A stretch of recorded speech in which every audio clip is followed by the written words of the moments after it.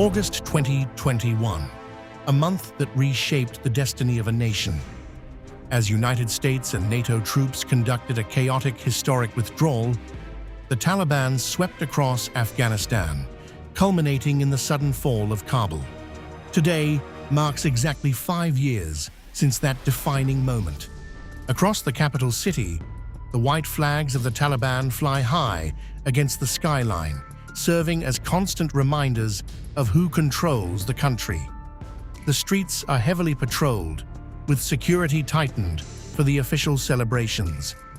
At the center of these commemorations is the Loya Jirga Hall, a historic venue in Kabul traditionally used to unite the nation's diverse voices. But today, the voices echoing in this hall are entirely one-sided. Taliban officials have gathered to mark what they view as a profound victory. From the podium, leaders tout the expulsion of foreign military forces and celebrate an end to decades of bloody war. They proudly point to domestic infrastructure growth as proof of a stable, functioning nation.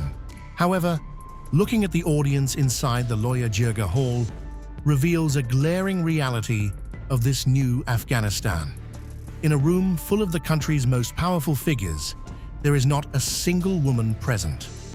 The complete absence of women at the anniversary event is a devastating mirror of Afghan society under Taliban rule. The erasure of women from public life has been methodical and uncompromising. Since taking power 5 years ago, the regime has issued decree after decree, systematically stripping away the fundamental rights of half its population. Today, an estimated 2.4 million girls over the age of 12 remain completely barred from attending high school. They are a generation whose dreams have been placed on indefinite hold. The restrictions, however, do not stop at secondary education. Women are explicitly banned from attending universities, choking off their access to higher learning and professional careers. The physical spaces they are allowed to occupy continue to shrink. Females are now barred from most public spaces. They are prohibited from public parks and gyms. On the streets, strict Islamic dress codes are heavily enforced, ensuring that women remain largely invisible and entirely compliant. The United Nations has repeatedly raised the alarm.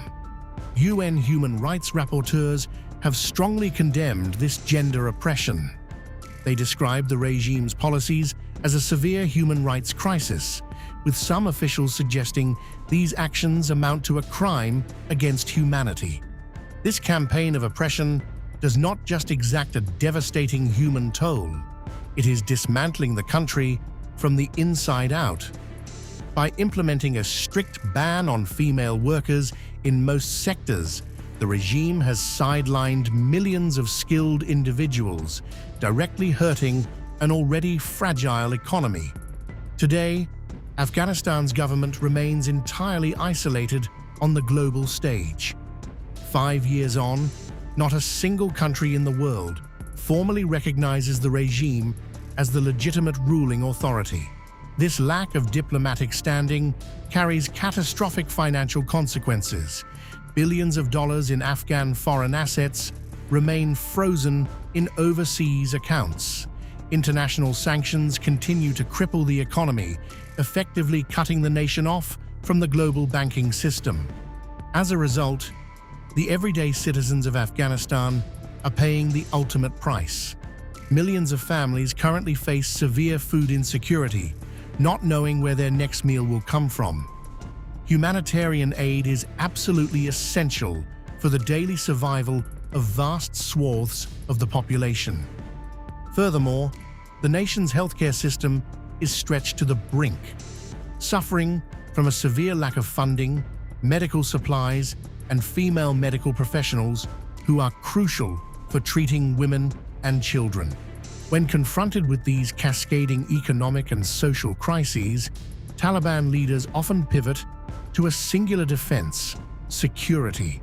They proudly declare that the nation is finally at peace, and it is true that the large-scale combat airstrikes, and rural skirmishes that defined the 20-year war have largely ended. But international observers and human rights advocates argue that this is a peace maintained almost entirely through intense fear. The quiet on the streets is heavily enforced. Any form of political opposition or public dissent is swiftly crushed. UN monitors flag widespread political repression, noting that those who dare to speak out are frequently met with arbitrary arrests. The independent media, which had seen vibrant growth over the past 2 decades, now faces severe limits. Journalists are heavily censored, intimidated, or forced to flee, leaving the regime in total control of the narrative. As the sun sets on this 5th anniversary, Afghanistan remains a nation caught in a profound contradiction. Inside the heavily guarded halls of government, Taliban leaders celebrate their endurance, their strict laws, and their total control of the state. But just outside those doors lies a country isolated from the world, suffocated by sanctions and heavily reliant on international aid to stave off disaster. It is a nation where millions of girls look at closed school gates, wondering if they will ever have the chance to learn again. 5 years in, the Taliban has undoubtedly cemented its grip on power. But for the millions of citizens silenced under their rule, the struggle for basic dignity, survival, and a hopeful future continues in the shadows.